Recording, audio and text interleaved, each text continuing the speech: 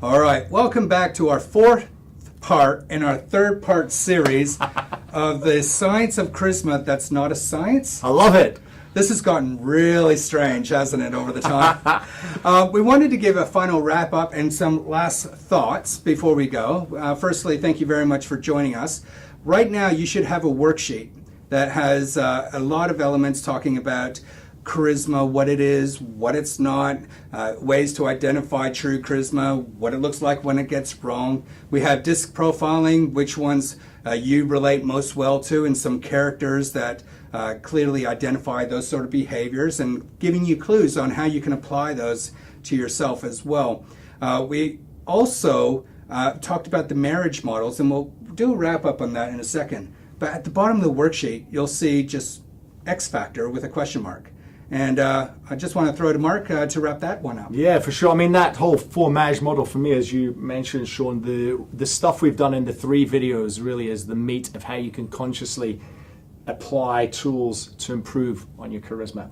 You know, that self-confidence married with self-awareness, that presence with being present, you know, that calmness with genuine care and interest in the other person, and that ability to influence with personal power. But as we said, the definition by default is there is this heavenly gift that is the X factor, and then an X factor by default we kind of recognize as somewhat intangible. Yeah. And there is always an element, there is just some people that are very charismatic that have got this X factor. There is also some people who are very uncharismatic that have the repellent of that, which is the X-gagter. And both of these are applicable. I think, though, we can, and in this one, just to share, there are a couple of things, though, we can talk to potentially give that some level of tangibility and some level of understanding. And somewhat being unpredictable.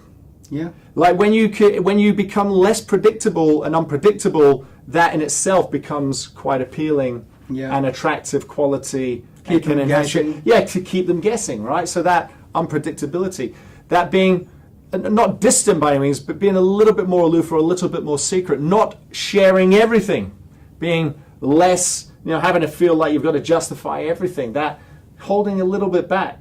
Yeah. So those are the things, there's considerations like that can absolutely have a play on the perception of your charisma and energy by other people that can feed into somewhat that X-gagter or X-factor, and you got to choose for yourself which side you live on.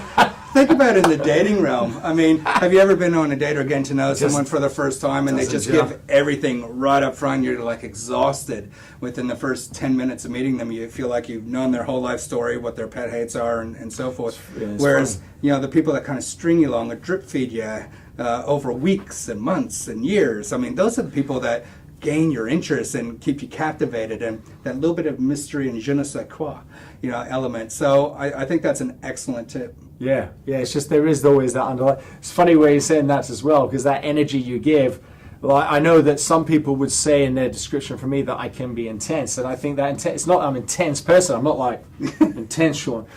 But it's my knowledge can be, and I give it with such energy that for some people they perceive that as being, it doesn't necessarily make it so, but that's that. It's where they're at. Where are you at? It's not a right or wrong. That's the kind of untangible of the chemistry, right? Between different, not just dating. I'm not talking dating. I'm just talking generally, even in relationship and communication of all types. But yeah, I think certainly X factor maybe be a little bit less predictable. Yeah, be a little bit more distant, aloof. Keep them guessing. So Shane, keep them guessing. Sean has no idea what we're going to do when we wrap up here, but I do. On saying that, it did occur to us that the marriage models, some of you may need some help thinking what the action points could be for yourself. If you already knew what to do, you'd probably be doing it. So what we're going to do is a support document. We've gone ahead and we put 3 action points on each of those areas that you've identified are areas that you would like to go ahead and develop further. So before we wrap up, I'd like to thank Mark for sharing his expertise. If you want any information, he's got the Academy there, he's got the books, he's contactable on all the socials as well. And I think for this particular subject, because I love when you flagged it as a theme, and I thought it was a great idea, Sean, and thanks for asking me again to do some content with you collaboratively. I think from my broader programs that already exist, though, there's definitely content in Orator, which is the presentation skills program, because that really talks to extended skills on body language, voice influence, engaging of audiences, and all the tools from a presenting perspective, which absolutely feeds into this, and that's where we met from doing talks, so use that.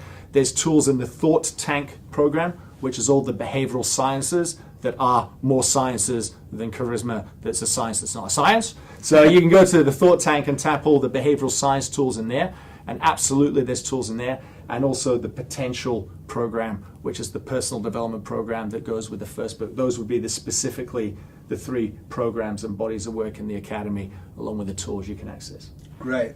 Excellent. And thank you guys for watching and joining us on this 4-part of our 3-part series. And on charisma, that is a science. The science of charisma, that's not a science.